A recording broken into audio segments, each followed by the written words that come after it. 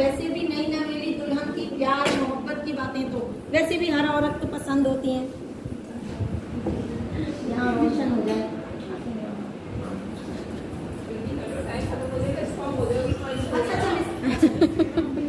अच्छा अब क्या हुआ?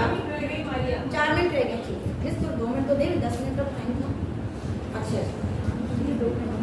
अच्छा जी, अब हमारी बातें वो मुझसे कहता तुम कितनी हसीन हो।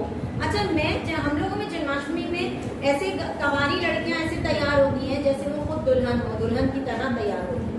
अब हमारी जो मोहब्बतें हैं, हमारी जो गुर्बत है, वो नए दरवाजे खोल रही और नए कदम बढ़ा रही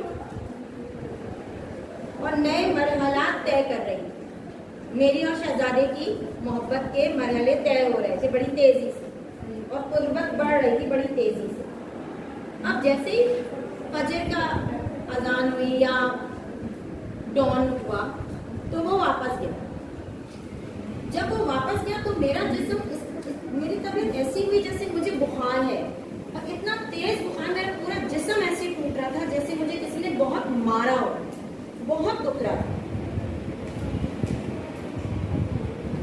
अब ये रोज का मामूल बन गया। मैं रोज मगरिब के वक्त या सनसेट के वक्त में बाल बनाती, दुल्हन की तरह अपने शहजादे के लिए तैयार होती, हम बातें करते, मोहब्बत भरी बातें करते, अपने इश्क को परवान चढ़ाते, खूब मोहब्बत अपनी रोशन करते, अपनी शमा मोहब्बत की रोज जलाते। उसके बाद जब वो उसके जाने का टाइम होता, उसके जाने का वक्त होता, तो फिर मेरी तबीयत खराब होने लगती, फिर मुझे वही तेज बुखार होने लगता। हमारी गुर्बत बहुत ज्यादा बढ़ चुकी थी।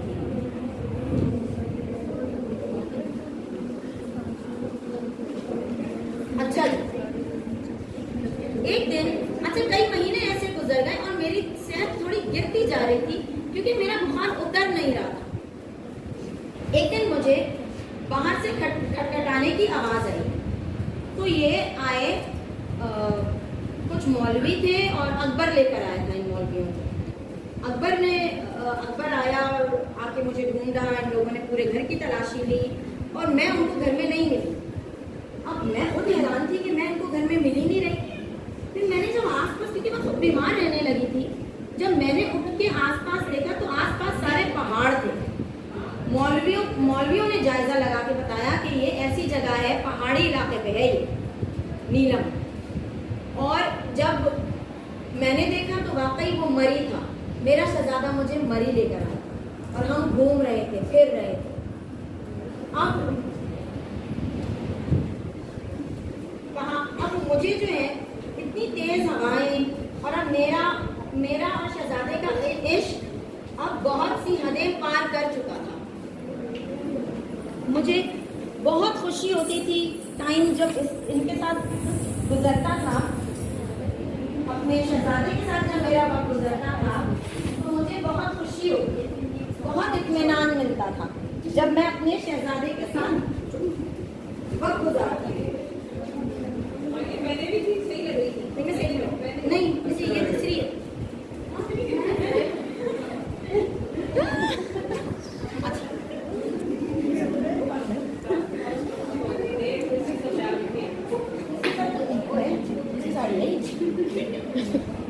अच्छा जी, अचानक मुझे अकबर की आवाज आई कि नीलम कलमा पढ़ लो, तुम्हारा ये तकलीफ दूर हो जाएगी।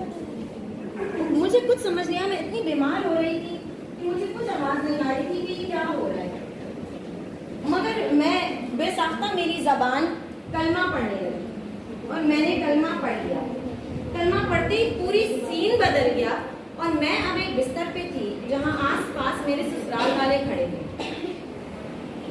उन्होंने मुझे दवा पिला रहे थे और मौलवी जो है वो दुआएं पढ़ रहा था और मुझ पे फूंक रहा था। 2-3 महीने तक मुझे मेरे खांसी इलाज मेरा जारी रहा, मुझ पे दम दुरूद होता रहा। उसके बाद मेरी तबीयत काफ़ी संभल गई और फिर मैंने अपने दिल से इस्लाम कबूल किया और मजहब अपना बदल लिया। अच्छा, मैं ये बताना चाहूँगी आपको कि हिंदुइज्म में जिस चीज़ को पाकी कहा जाता है या समझा जाता है वो इस्लाम में नापाकी का सबब बनता है। शायद इसी वजह से मैं उस नापाक रूह के या उस जिन के कब्जे में थी। जो हम लोग गौमूत्र से घर को साफ करते हैं और गोबर से घर साफ करते हैं, पाक करते हैं, वो असल में इस्लाम में नापाकी है। तो इस वजह से इस अफसाने को लिखने का मकसद क्या था? मैं सब खत्म करूँगी। नहीं, पहले पूछ रहे हो आपने। अच्छा, क्या मकसद? बस आ रहा है मकसद जी। अच्छा, अब मुझे बहुत फख्र महसूस होता है कि मैं मुसलमान हूँ और मैं ईमान की हालत में ही मौत को मैंने गले लगाया और मैं जो हूँ आलम अरवा से यही बताने आप लोगों को आई हूँ कि हमारा दीन एक वाहिद और सच्ची रोशनी है जो हमेशा